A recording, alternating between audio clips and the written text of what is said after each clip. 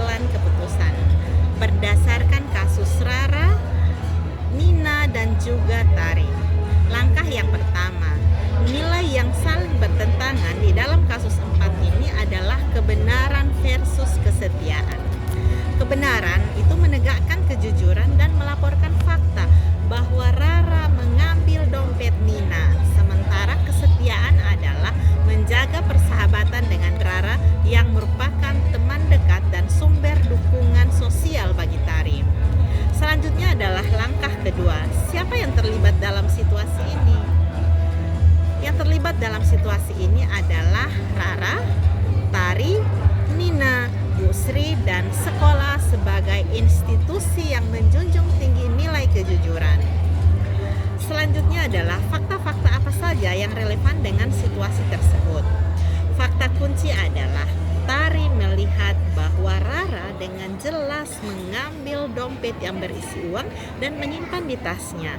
Dompet tersebut bukanlah milik Rara, tetapi milik Nina. Rara mengambil dompet tersebut dengan anggapan bahwa ini adalah rezeki nomplok karena merasa tidak ada yang melihatnya.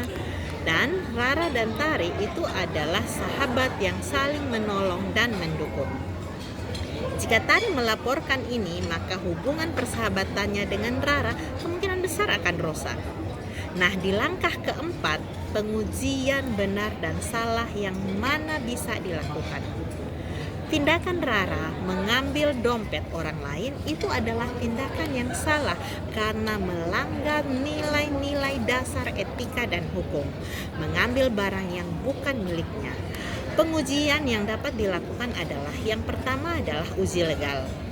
Di dalam uji legal ini, apakah mengambil barang yang hilang tanpa mencari pemiliknya atau melaporkannya ke otoritas adalah tindakan melanggar hukum atau aturan sekolah? Jawabannya adalah iya. Yang kedua adalah uji regulasi atau aturan sekolah. Apakah peraturan sekolah mendukung perilaku jujur? Maka jawabannya adalah iya. Yang ketiga adalah uji intuisi atau insting. Apakah Tari merasa nyaman dengan pemikiran membiarkan Rara menyimpan dompet itu? Tentu saja jawabannya adalah tidak. Dan yang keempat adalah uji panutan. Apa yang akan dilakukan panutan atau pahlawan Tari jika berada di situasi tersebut? Mereka pasti akan mengedepankan kejujuran. Nah, kesimpulan dari langkah ini adalah tindakan Rara adalah tindakan yang salah. Oleh karena itu, dilema yang dihadapi Tari adalah dilema benar lawan benar. Kebenaran versus kesetiaan, bukan benar lawan salah. Sementara di langkah kelima, pengujian paradigma benar lawan benar mana yang bisa dilakukan, maka paradigma yang tepat dengan kasus ini adalah kebenaran lawan kesetiaan. Kebenaran dengan melaporkan fakta untuk memastikan Nina mendapatkan kembali dompetnya dan Rara belajar tentang kejujuran. Sementara kesetiaan melindungi Rara dari konsekuensi agar persahabatan mereka tetap utuh. Langkah yang keenam adalah prinsip resolusi mana yang bisa dilakukan. Ada 3 prinsip resolusi yang bisa dilakukan. Yang pertama, berpikir berbasis hasil, memilih untuk menghasilkan kebahagiaan besar bagi sejumlah orang banyak.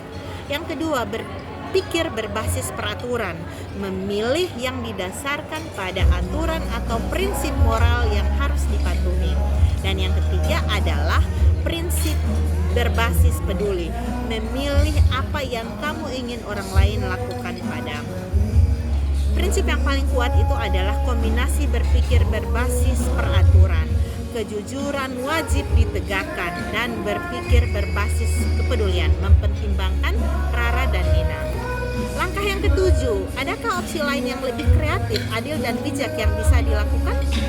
Ya, opsi yang paling kreatif adalah mengkombinasikan kejujuran dengan belas kasihan dan mediasi. Pendekatan personal dan mendesak, Tari mendekati Rara secara pribadi dan segera sebelum laporan formal dibuat. Kemudian yang kedua, komunikasi langsung dengan tegas.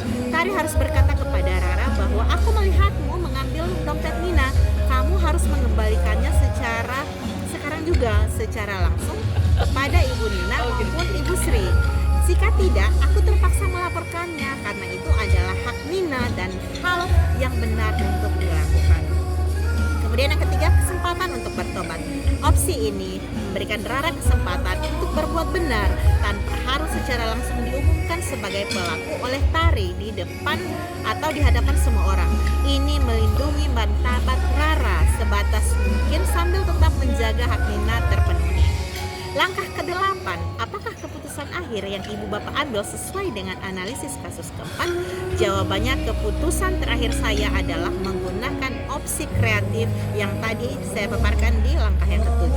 Dan langkah yang ke-9, pelajaran apa yang saya dapatkan? Pelajaran utama adalah di dalam dilema kebenaran melawan kesetiaan, kebenaran harus selalu diutamakan, tetapi kesetiaan harus diurus dengan cara yang bijaksana dengan penuh kasih. Terima kasih.